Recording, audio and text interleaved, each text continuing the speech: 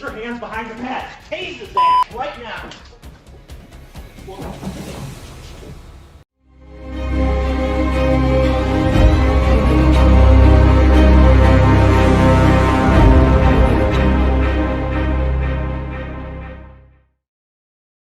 This is Judge John C. Murphy. Courtroom proceedings can be hectic, but on this day, things got a little more than just hectic for Judge Murphy.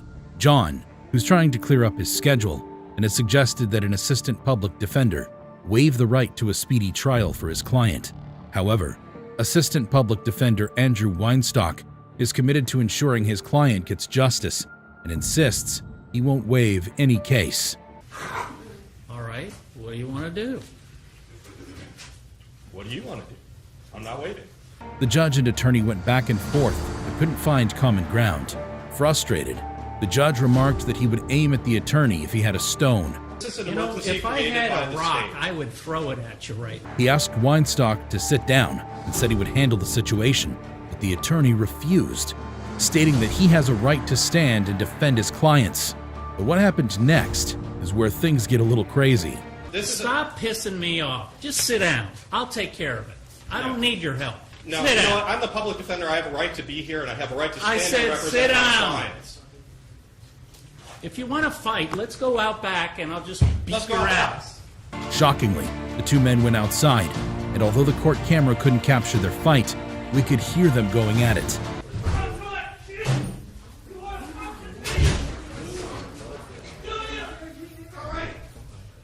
Finally, a deputy intervened and separated them. Judge Murphy came back to clapping and cheers from the thoroughly entertained defendants. He took some time to catch his breath and continued proceedings without Weinstock there to interrupt. Weinstock wasn't aware, but Judge Murphy is an ex-military personnel. He was a United States Army colonel and served with the Special Forces in various countries, winning the Bronze Star and 2 meritorious medals. However, his fight with Weinstock was deemed appalling by the Florida Supreme Court, and he was fired. Just when you think you have seen the most drama, along comes Arthur Booth. This is Arthur Booth. Mr. Booth, I have a question for you. Yes, ma'am. Did you go to Nautilus for middle school? Oh my goodness. Arthur Booth was a bright honors student in middle school and earned the admiration of many of his classmates. He was gifted in science and math. It all went downhill for him when he became involved in drugs, gambling, and petty crimes. Booth's addiction to gambling and crack cocaine means he was always looking for a quick fix, leading him to a life of petty crimes. He has been in and out of jail since he was a teenager, ditching his dreams and ruining any chance of making something out of his life. Although he wasn't violent, theft and burglary were his go-to crimes. On one such occasion in 2015, the 49-year-old was spotted driving a car that was reported stolen in a robbery. He was arrested after he led the police in a chase rather than stop when told to. His charges landed him in Judge Mindy Glazer's Miami-Dade bond court, where his bond was set at $43,000, or a year in jail if he couldn't pay. However, just as the judge was done with him, she asked if he went to Nautilus for middle school. Yes, ma'am. Did you go to Nautilus for middle school? Oh my goodness. Oh my goodness. I'm sorry to see you there. I always wondered what happened to you, sir. Oh my goodness. This is the nicest kid in middle school. The judge recalled how she admired him in school and wondered what became of him. He was the best kid in middle school. I used to play football with him, all the kids, and look what has happened. I am so sorry to Oh my goodness. He eventually served 10 months in prison, but the unusual reunion with his classmate affected his life. He fought his addiction problems and made a better life for himself. Michael Madison. This is Michael Madison. The crimes Madison committed will make you want to make sure your doors are locked. Madison was an American serial killer who murdered not 1, not 2, but 3 women. As a child, he had an abusive mom, and his mother's boyfriends also abused him. In 2013, a decomposing corpse was discovered inside a garage he owned. Following investigations by the police, 2 other bodies were found. A search warrant was issued for him, and he was soon arrested. All 3 of his victims were women. He was charged with 3 counts of aggravated murder. His charges were later updated to 14 counts. On April 4, 2016, Madison's trial began. He was found guilty of murdering 3 women. On June 2, 2016, Cuyahoga Common Pleas Court Judge Nancy R. McDonnell followed the jury's recommendation and sentenced Madison to death. During the trial, the victims' families were called to deliver a victim impact statement.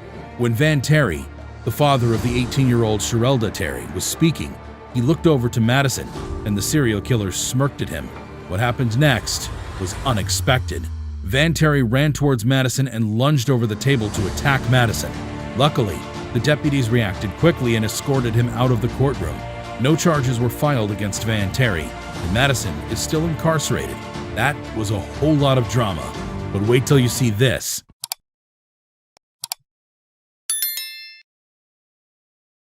Tanner Jacobson and Cody Howard. Tanner and Cody were in court for driving on suspended licenses. Both men will be sentenced to 30 days in jail if found guilty. While both were waiting in the court, they got the idea of escaping. Except, it wasn't a bright idea, as one, they were in handcuffs. Two, you can't run from the law. We were sitting there on the benches together and he's like, I'm gonna run. 28-year-old Howard and 22-year-old Jacobson made a run for it, but they weren't counting on Judge R.W. Buzzard chasing after them. Immediately, the judge saw them run.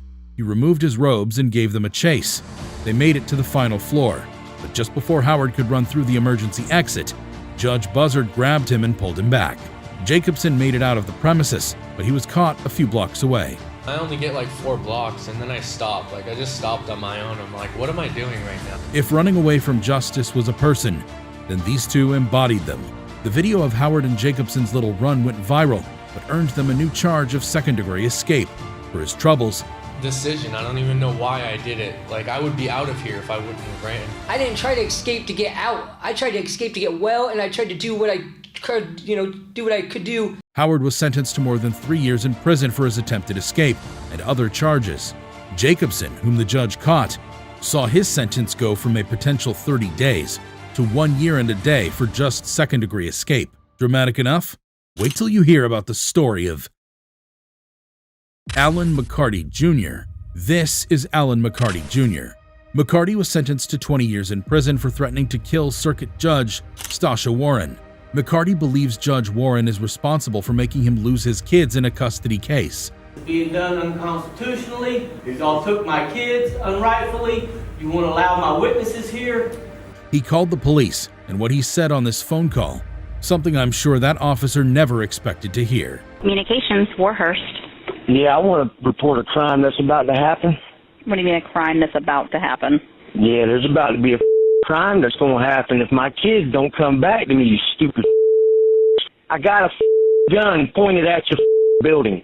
Where's your Judge Warren at? You going to bring that out in handcuffs and I'm going to execute that right in the street. The police traced the call, and McCarty was arrested and charged to court, but he wouldn't keep quiet. He rained curses on Judge Matt Foxman, who presided over his case. McCarty refused to answer questions and invited Judge Foxman to perform oral sex on him. The judge politely declined and threatened to duct tape his mouth. McCarty wasn't moved by the threat and continued his outburst in curses. You threatened my life. You Back room. suck. No, I'm not standing. Not resisting. I'm not resisting. I'm just not Stand up. I'm not standing. I don't have to stand. Eventually, he was removed from the courtroom and placed in an adjacent room with one-way glass. Still, he continued his rant. McCarty cursed the judge, his attorney, and his wife. The judge added an extra 10 days to McCarty's 20-year sentence for his profanities and curses. Jacob Larson. This is Jacob Larson. What Larson does in this courtroom is by far the most dramatic thing you will ever see in a courtroom. Larson was in court for violating a personal protection order. Larson has got it into his head that his middle school classmate is his soulmate. The obsessed Larson stalked the lady on Facebook for over a year and paid several visits to her place of work before she filed a restraining order against Larson. Still, Larson broke the order, sending her 22 Facebook messages after the judge warned him to stay away from her. The hearing started peacefully with Jackson County Circuit Court Judge John McBain asking him several questions. They're hanging out at her place of employment. You're putting things all over her car. Her managers have got to come in there and ask you to leave. But what happens next is the opposite of peaceful. She's instigating it though.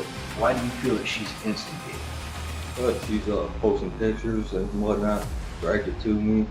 All like a lot of makeup, hair done, all that stuff, like the full nine. The judge didn't agree and sentenced him to jail, but Larson wasn't having it. He accused the judge of being buddy-buddy with the woman. Bad attitude? You had a bad attitude last time you were in court. You and her are buddy-buddy. 45 days county jail. Oh. Okay, 93 days in the county jail. You want to go for a year? Try it right now.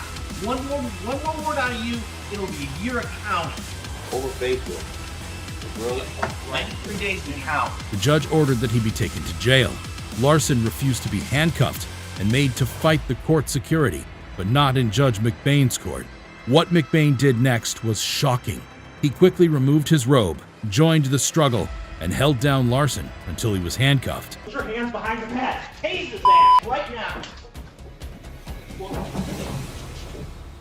Dramatic moments are expected in a courtroom. But how about when teenage killers have no regret for their actions? Click here and subscribe.